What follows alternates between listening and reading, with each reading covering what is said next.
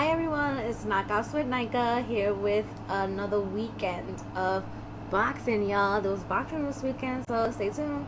Okay, can we talk about Joseph George with that nasty uppercut that he gave his opponent Marcos Escudero?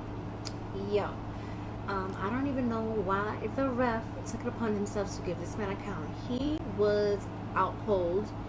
He was trying to get up, but it was just like, my guy, lay down and stay there, because this uppercut came out of nowhere like lightning, and it hit this dude for old and new. That was a great way to open up the Showtime cards for August 1st, 2020.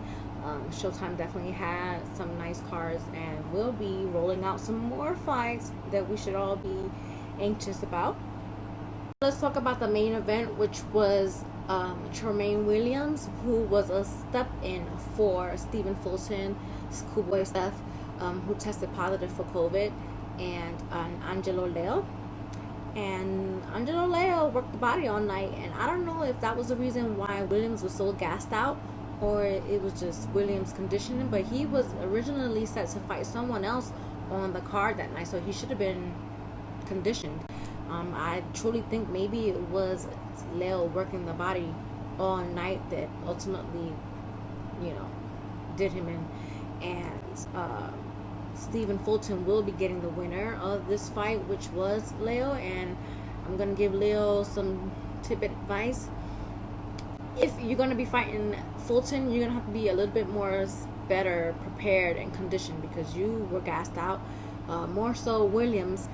Actually kind of touched on this a little bit when I asked you guys if you wanted to see Gary fight Devin Haney, because he went on the show talking cash trash, and then Devin Haney's father came on there and shut all that shit down, and Gary was backpedaling. But now he's calling out Terrence Crawford, and it's been back and forth online. I'm gonna post the videos, even though I feel like I shouldn't feed into it, because this is kind of like a whack way of him getting a fight, because he's putting stories out there saying that he broke somebody's jaw, Terrence Crawford's jaw.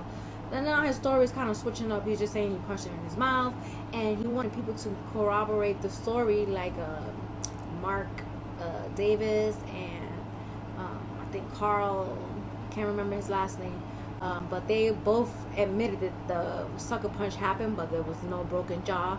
So his story's falling apart, but it's kind of sad to see grown-ass man talking about a story that happened when they were like 16, 17 years old, and he's just trying to bring it to the light. If this is the way you gotta make your fights, do you, boo. But the only thing I don't like is that they're dragging females into the story, putting their name and dragging through the mud. This is y'all shit. This is y'all guys' business, and y'all fight. Do that amongst yourself. Don't drag the females and the ladies into this. Alright? Hey, let me tell y'all something, man. This Dynamite Slam, I don't know what you talking about, man. Maybe I did have my dates or something a little backwards. Maybe it wasn't the Olympic camp. But I never fought in the Pan Am Games. You know what I'm saying? Maybe it was the World Games. I fought in the World Games, and I was 16 years old. I was the youngest one on the team. And Mark, stop playing. You talking about something you got out on me? I ain't want to do this shit to you, bruh. But, look, I already beat your ass one time in the amateurs. Let everybody know that before you start talking, bruh. Let them know that I already whooped your ass one time.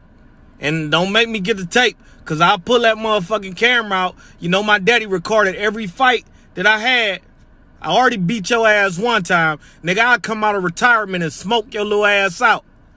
And, yeah, Gary, you good, but I beat your ass, nigga. Okay, so the Errol Spence and Danny Garcia fight was officially announced for pay-per-view on November 21st. The reason why I made that face is because, we're still in a pandemic right now. We got pandemic pockets, and there was a lot of freaking pay-per-view events that were rolled out. I gotta roll coins back in my pocket. I'm trying to pay for all these pay-per-view events. Damn, can we wait to charge people for all these fights when we get out this shit?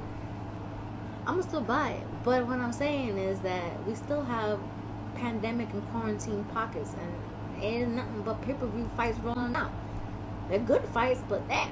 It's gonna be interesting to see Danny Garcia and Errol Spence get it on in the ring November 21st on pay-per-view, because I'm curious to see how Errol Spence is gonna take a punch to the mouth, because he had a lot of work done and there was a lot of healing that had to be done before he can even take this fight. But by all means, Danny Garcia is not a tune-up fight or a pushover.